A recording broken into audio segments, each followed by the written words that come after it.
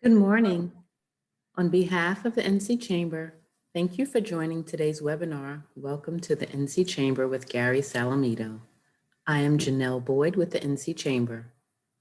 All attendees are muted to avoid any distractions during today's presentation.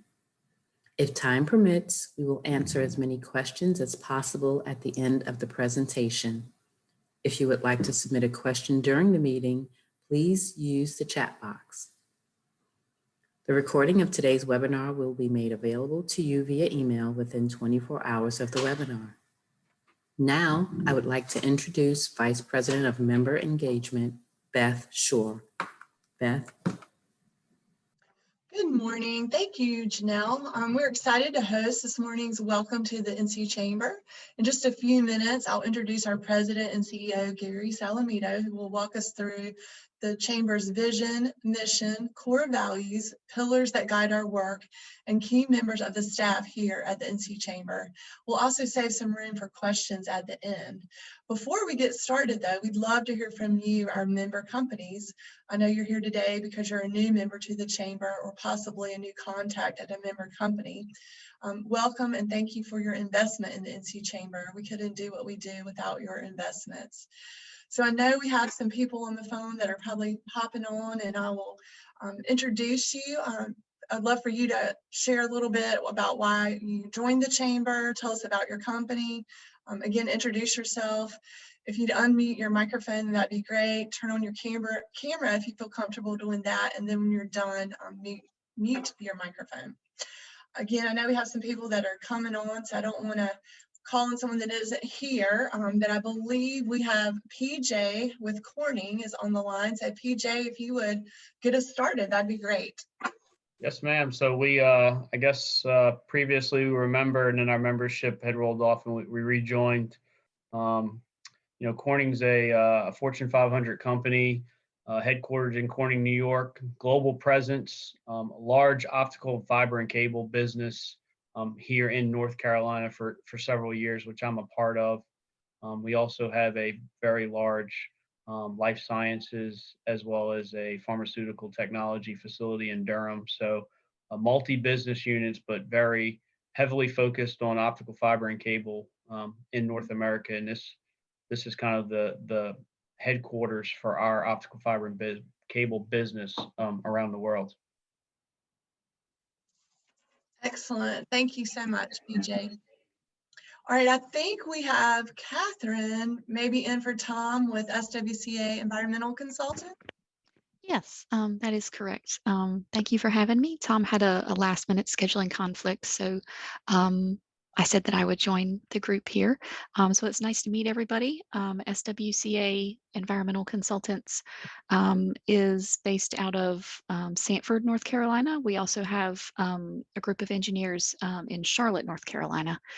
So we are growing our presence in the Southeast. The company was started in the 80s by Stephen Carruthers in the Western United States. And the company has grown, and we help with phase 1 environmental assessments, stream restorations, and solar development siting. So thank you for having me today. Thank you, Catherine. All right, let's move on to Jan with Domtar.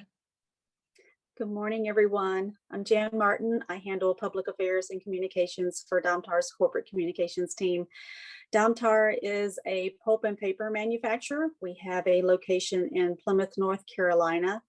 Globally, we have about 6,400 employees worldwide, and we are about a $5.2 billion annual sales company. And I'm excited to be here. We have been connected with the Chamber before, and so we are coming back again. So I'm excited to learn more. Thank you, Jan. All right, Courtney with the Produce Box. Hey guys, I don't know if y'all can see me, but I am walking because I missed my morning walk and I'm trying to make exercise a priority.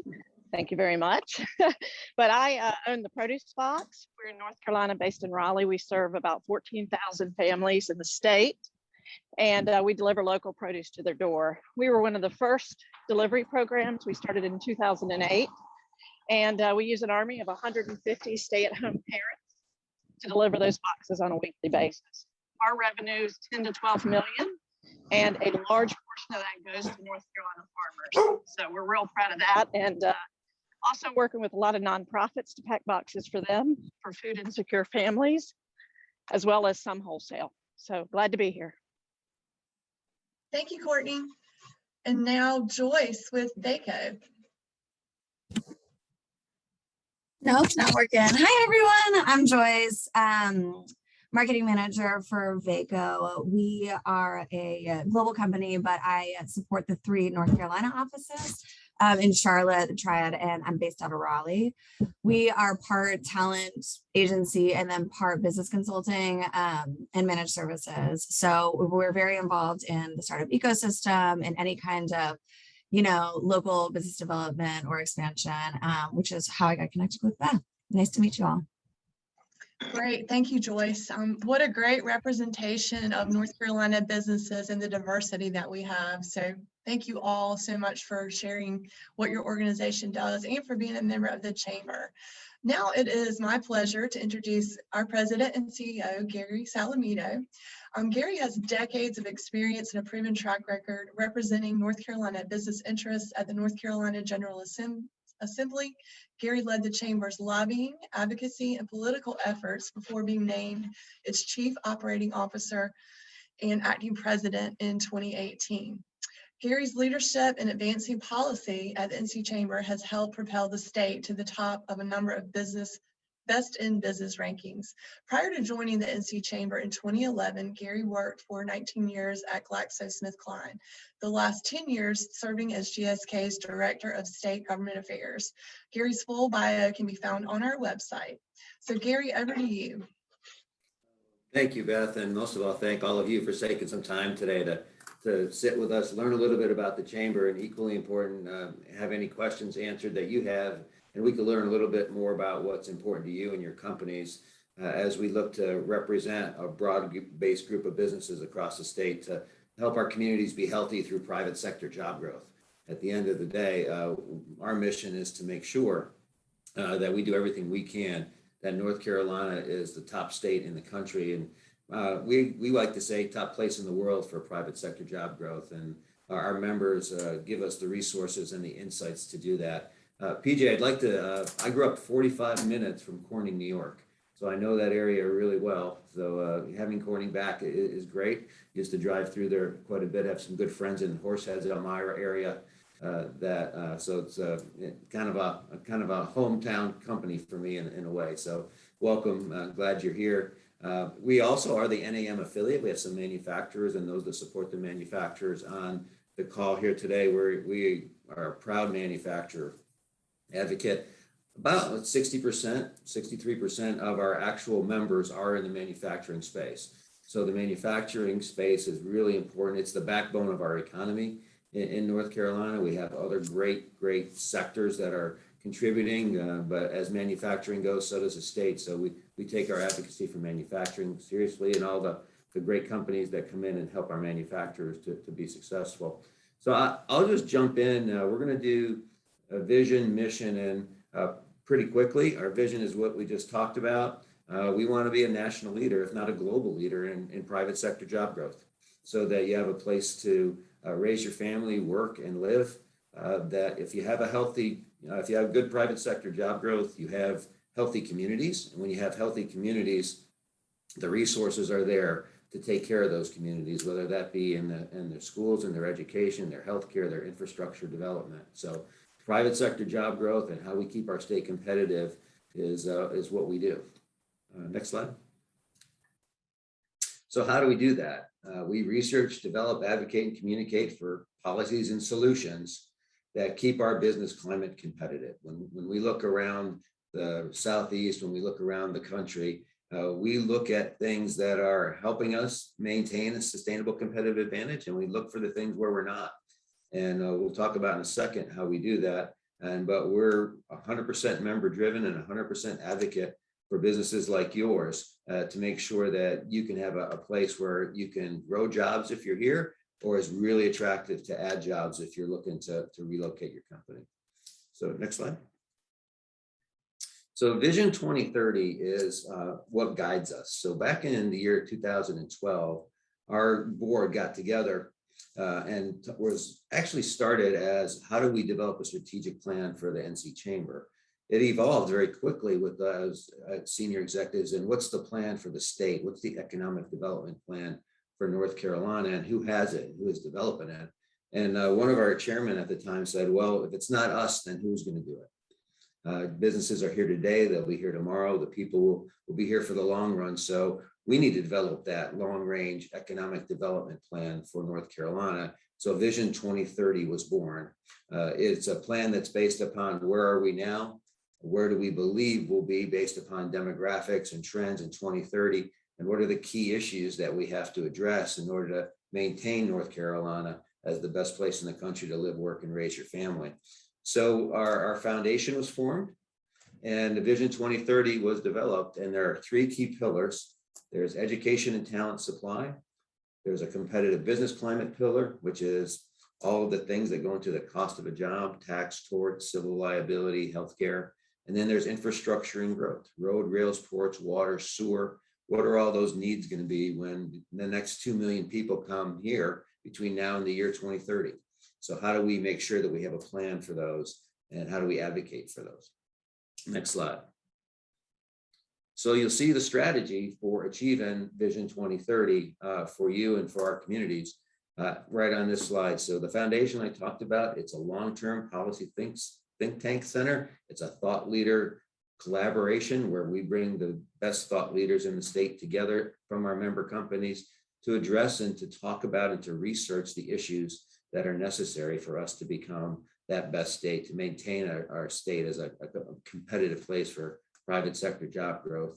So it's got its own board. It's a 501c3 organization. Everything that it does is published publicly for the public benefit. But we take that research, those initiatives, those policies, and then we come over to the chamber, which is the traditional advocacy organization. That's what we do. So we look at where we are and where we want to be and put together an annual agenda at the chamber that make progress towards that piece. And we do that through advocacy at the General Assembly in North Carolina. All of our advocacy is there. We do that through our business communication and our events business. And we do that through our communications group that is continually reaching out to our members like you to find out what the issues are and how those are working. So our advocacy approach is direct to the North Carolina General Assembly and to the executive branch. It's out to our members through our business education and events business, and it's through our communication staff reaching out and asking and surveying members of what the key and top issues for them are. We have a legal institute that was established as a part of Vision 2030. When you go through the policy process and you're successful in getting to a competitive advantage, eventually some of those things are challenged in the courts. And our folks, when we did Vision 2030 back in 2012, knew eventually that we would need to have an advocacy program in the courts at that intersection of policy and law, either to advance issues that we needed to advance or to keep bad policies from becoming through the courts and affecting our business climate, whether that be in tort or civil liability or workers' compensation or in environmental action. So we file amicus briefs when there's a broad-based issue that we want to advocate for in the courts, and we have a legal institute, and that board is independent, as is the foundation board of all of our chamber board, which establishes the leadership in those. And then finally, we have a political program, our accountability side. And again, separate entities, separate boards. Your dues dollars are not used for this purpose. This is to look at and identify who are the members of the General Assembly, primarily in North Carolina, who are business advocates, who are jobs advocates, who are the folks that we have worked with to advance pro-private sector job growth policies and make sure that people know who they are and then make sure that we support them. We don't do anything negative. We don't go after people. We just talk about what they did and how they voted. Each year we publish how they voted. There's not a partisan acknowledgement anywhere. Everybody's alphabetically. It's just, here's our agenda and here's how these folks voted. And these folks are our jobs champions. So we have a long range plan. We have an advocacy structure to get that done on an annual basis. We have a legal institute that serves to protect the advances in the courts and to set policy on complex issues that involve our legal profession. For example, data privacy is one of those issues. And we have a political program to hold the members of the General Assembly accountable and to acknowledge those that are courageous advocates for private sector job growth. Next slide, please. Underneath all of that, as you all are aware, you could have a great vision and a great mission and a great strategy, but at the foundation of all those are your core values, and your core values support everything that you do to achieve the mission. You can be an average organization or a good organization without strong core values, but you can't be a great organization, and you can't be the organization we need to be for you unless we have some strong core values that guide our decision making every day, and what we do and what we advocate for and how we represent you. So we went through a process during the pandemic of stepping back and saying, okay, what do we want our core values to be? So our staff developed these as what they want to live by, what they want to be held accountable. Community spirit strengthens the organization, taking care of each other, taking care of the communities, making sure that we know that we're not just representing corporate entities, we're representing people in those communities. Diversity, equity, and inclusion are imperative to progress. It's the first time that the Chamber has had this as a core value, and it's critical. And so we believe strongly that we need to show ourselves as an example as an organization, and to highlight the good work that our members are doing on diversity, equity, and inclusion to make real and permanent change in our communities and our state. Future-focused, data-driven decision-making fuels the success. We talked about that with our foundation. That guides everything. So for us, it's not about just what the transaction is today, about how we get from A to B with a piece of legislation. It is, what's the future? How are we getting there? And what is the data telling us to do? What are you telling us to do as a part of our outreach as to what we need to do to be the state that you all want us to be, and where you want to live and raise your family? Courageous, transparent communication nurtures growth. We hold tight to this, and we're continuing to develop this as a good part of our culture, an essential part of our culture. We have to be able to have the hard conversations with each other, between members, in our boardroom, in our executive committee meeting, in our committee meetings. So we encourage respectful, thoughtful, but we expect transparent communication between our members. And for not all of our members are on the same page with every issue.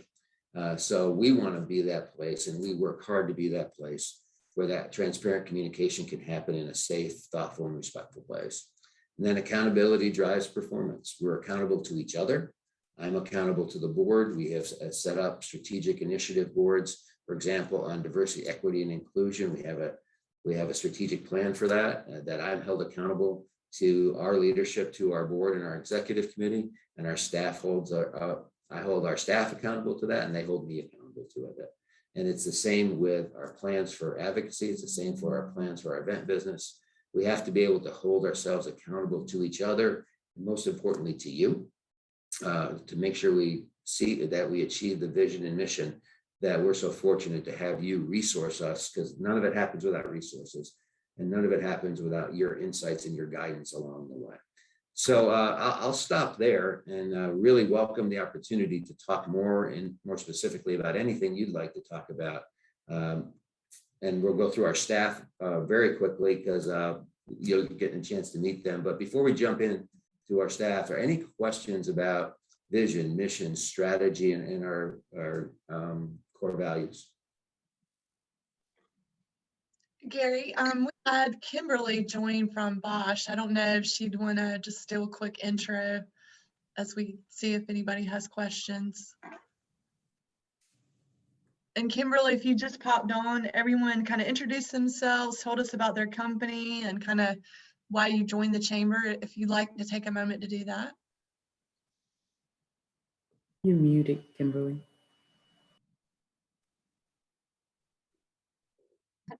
Okay, I'm sorry, I had to unmute. My apologies for joining late. But yes, I'm Kim Lindsay Fegan, and I'm the Government and Community Affairs Manager for Bosch. I'm located in our North American Automotive Headquarters in Farmington Hills, Michigan. And we have a a big manufacturing location in Charlotte. And one of the reasons we looked at joining the chamber is actually the pandemic really helped us realize the importance of being a part of the organization based upon all of the communication that was sent out, to the business community from the related to COVID and the workplace, restrictions, et cetera. We found that our state manufacturing associations were very critical in helping us disseminate that information quickly to our locations. And so we just took a good second look at diving into the value of being a part of the organizations like the chamber. So we're happy to to officially be a part, and really want to get our site leadership engaged in the activities that are going on there, and just look forward to benefiting from the membership. So thank you. Thank you, Kimberly. So let's meet our staff, and then we can jump in also too. So next slide, please. So our leadership team, you see on the screen, Beth and I, you've had, we've met here today. Our general counsel and president of our legal institute is Ray Starling. Ray comes from a significant background. He was chief of staff to Speaker Tillis when he was here, and the chief of staff to Senator Tillis before he joined us, and also worked in the President's Economic Council on agricultural affairs. So really fortunate to have Ray. Amy Fowler's our Vice President of Finance and native from Johnston County, does a great job for us. And Kate Payne is our Vice President of Communications with a strong social media background, and does our advocacy work in the communications sector for us. And she's on maternity leave right now, she just had her second child. So we're excited for Kate and her family. And Beth comes to us with experience from a number of different areas, and we're really pleased and privileged to have her leading our membership engagement piece.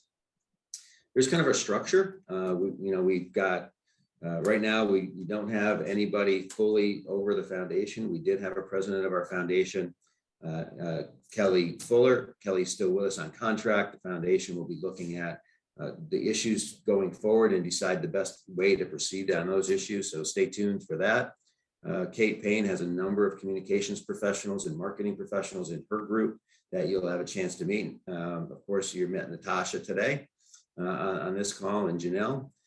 Beth has member relations managers that are continually reaching out to prospective members, and equally importantly, making sure that our current members are engaged and we're hearing what's going on with them. And then Ray Starling has our lobbyists. We have 3 lobbyists, which we'll show you in a minute, that are advocating for you every day. So next slide.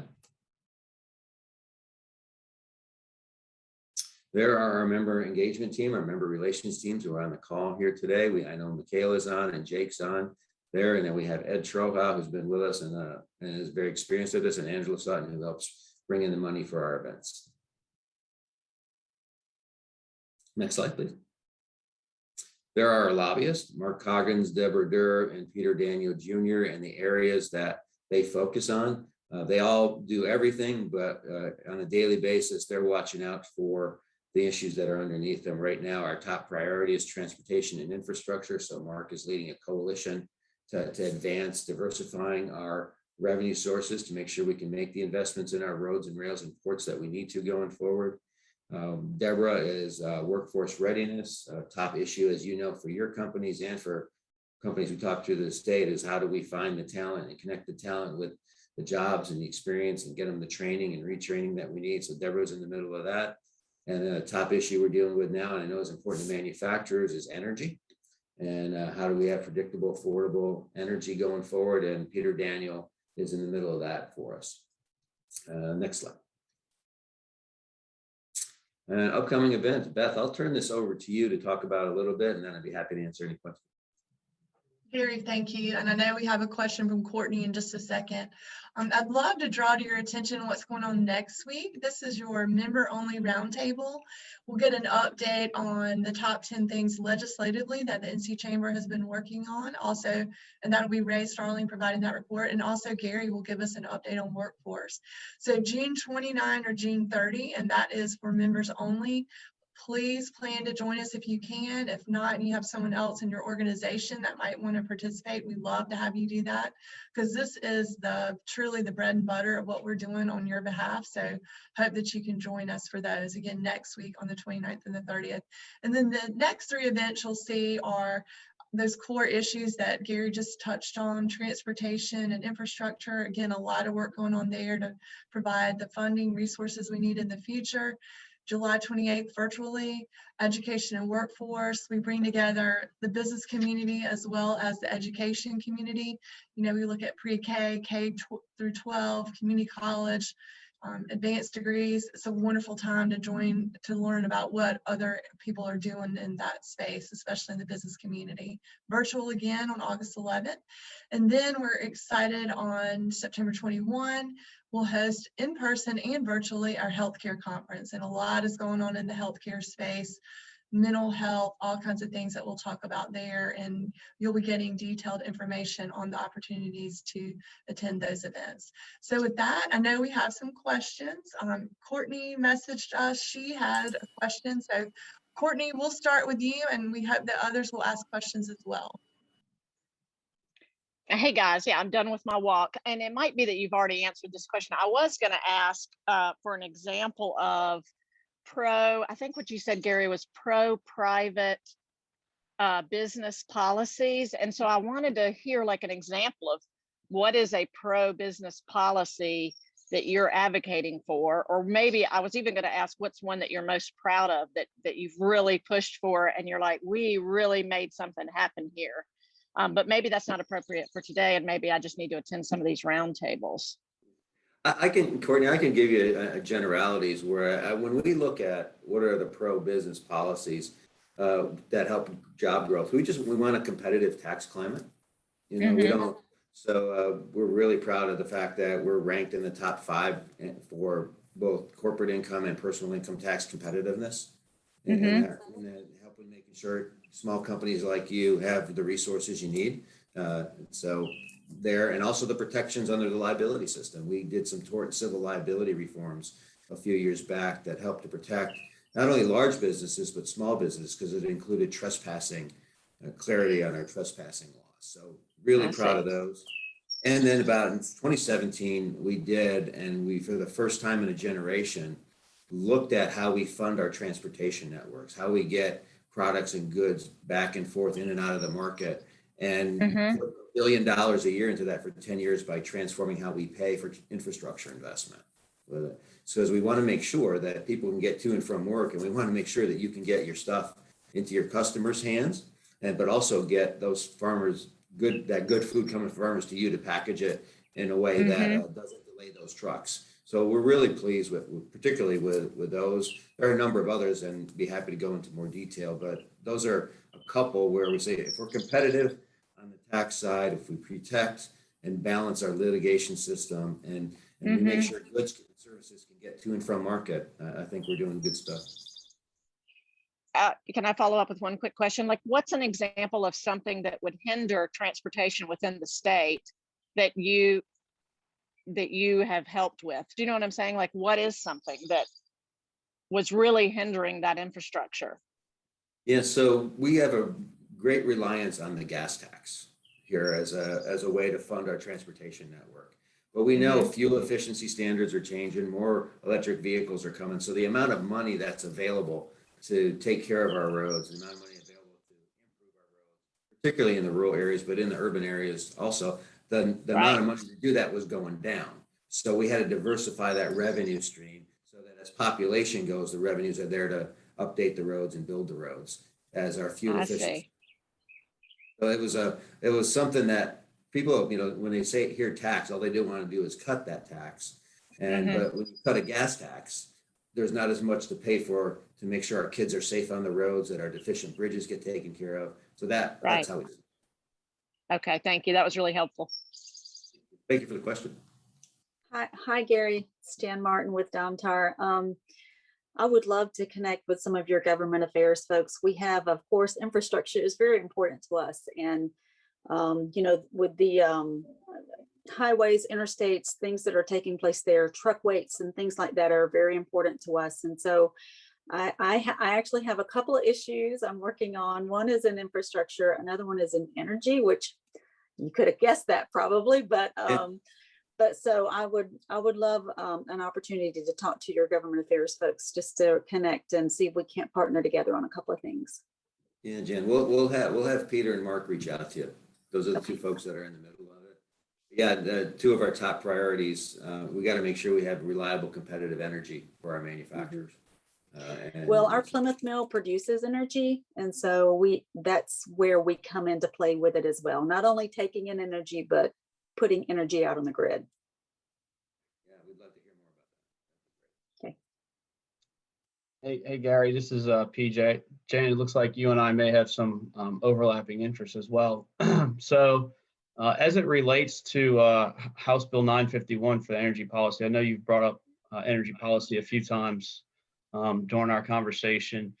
As a large industrial customer with multiple interests in the state, we are struggling to understand 951's cost impact as well as its impact on reliability. And last week, I believe the chamber came out during the committee hearing, as I recall, if I recall correctly, and in support of House Bill 951. I was wondering if you can maybe provide some insight in what really drove that decision for you guys to be supportive of the bill without understanding the cost impact and the reliability aspect of the bill.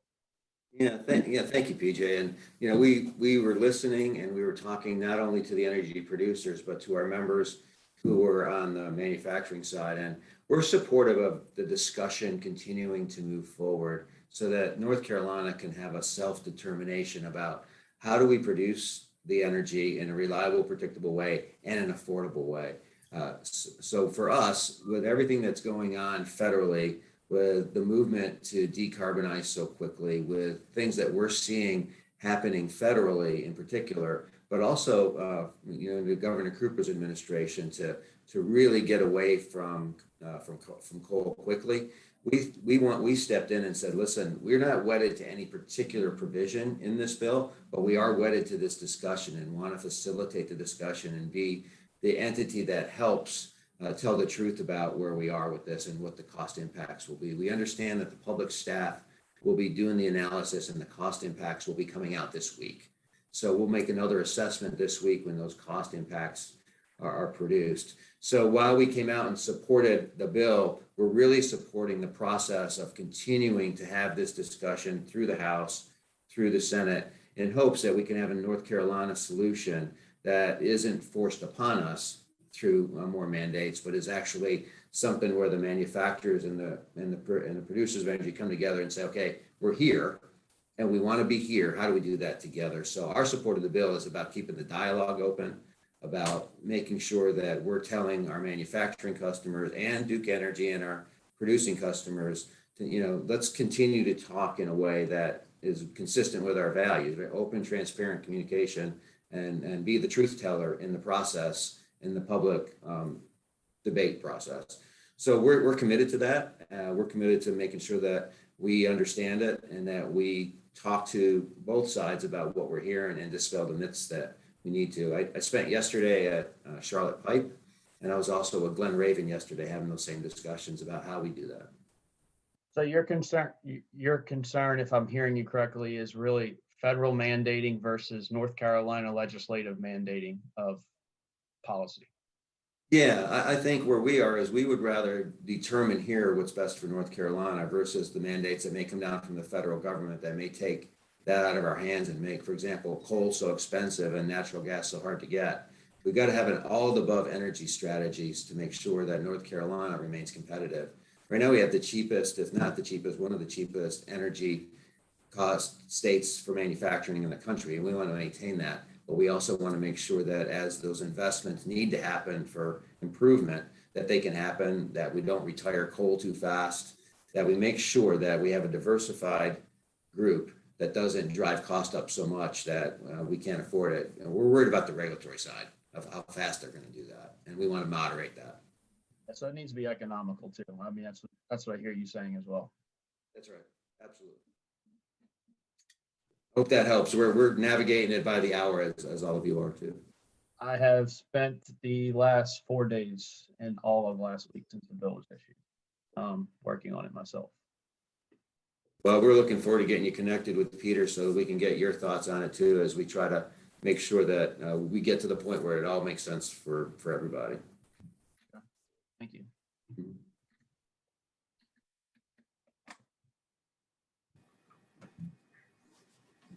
Right. Do we have any more questions for Gary?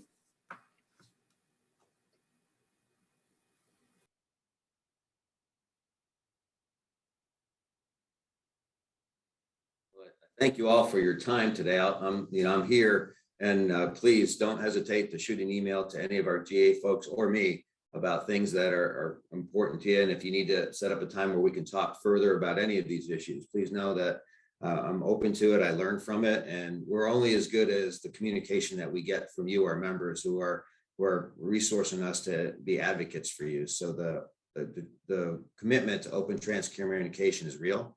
And please hold us accountable to that. And we look forward to everything that we're going to do together to make our state a great state to live, work, and raise your families, not only today, but for 10 years from now. And thank you for your belief and your trust and your investment in us. And be happy to talk further or in any questions, or if we give you 5 minutes back of your life, I'm sure you got things to do with it too. So whatever works for you all. Right. Well, thank you all for attending today's Welcome to the NC Chamber with Gary. And we hope you found today's content valuable. After the webinar, you'll receive a brief survey and a recap email. We would appreciate any feedback you can provide to allow us to improve these sessions. Again, the recording of today's webinar will be made available to you via email within 24 hours of the webinar. Thank you all. Stay safe and healthy during this time. Take care.